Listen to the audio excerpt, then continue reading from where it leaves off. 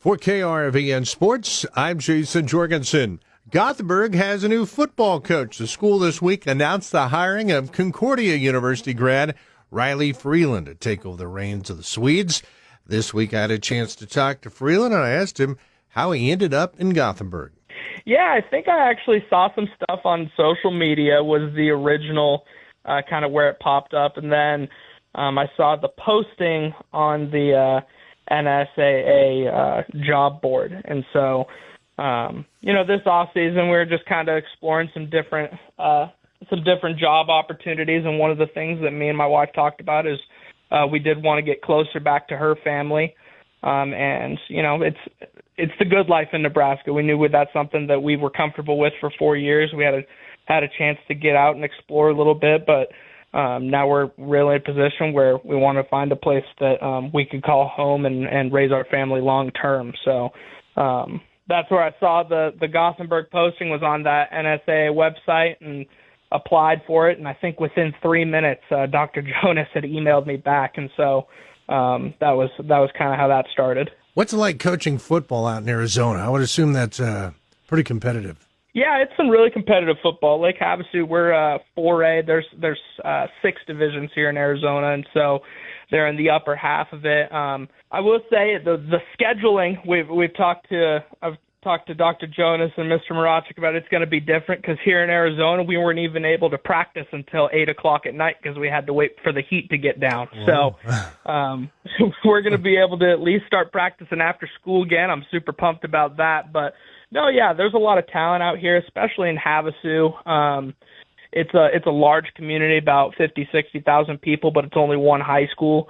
And we play a lot of local teams along the Colorado River, but then conference was always in Phoenix. So you got a picture of all those talented kids in Phoenix.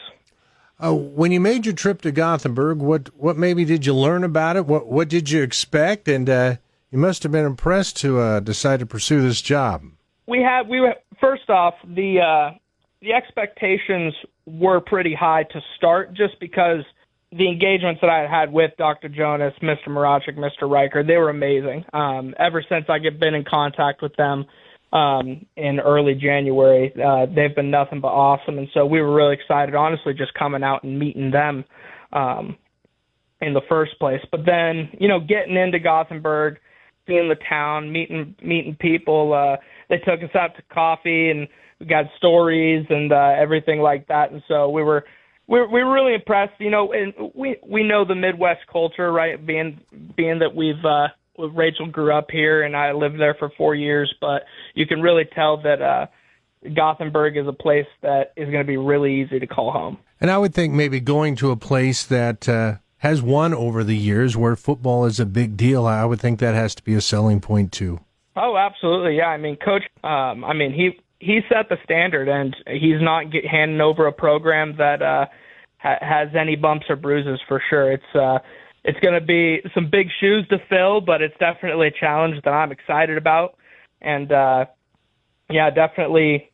He made his own mark on the program for sure. I'm sure you will be asked this plenty, but what's your style? What do you envision now as you get to lead a high school football program? What's this going to look like on Friday nights? Sure. Yeah. So here at Havasu, I was the offensive coordinator. My philosophy when it comes to offense is take what the defense gives you.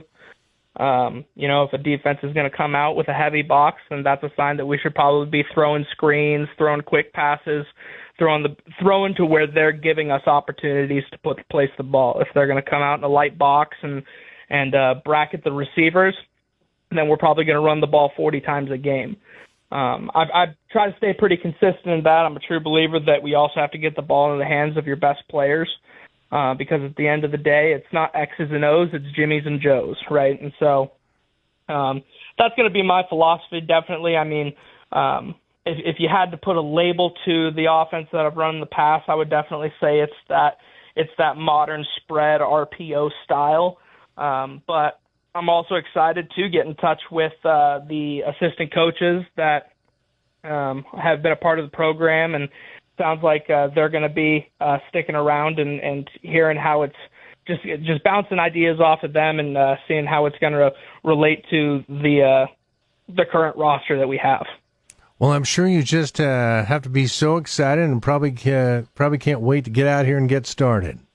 Yeah, I'm really pumped. It's going to be great to get back into Nebraska and be living the good life for sure. And then, like I said, it's a really big family decision for us. We're going to have 2 little ones by the time we get down there, and so being able to establish ourselves in a small community that we know is really passionate about football is really exciting. And that's new Gothenburg head coach Riley Freeland. Once again, he's no stranger to Nebraska. Spent 4 years at Seward. Went through Concordia University. That's also where he met his wife, Rachel, who is originally from Blair. So they were looking to get back closer to her family, and here they are. He'll be the head coach in Gothenburg for the Swedes in the fall. For KRVN Sports, I'm Jason Jorgensen.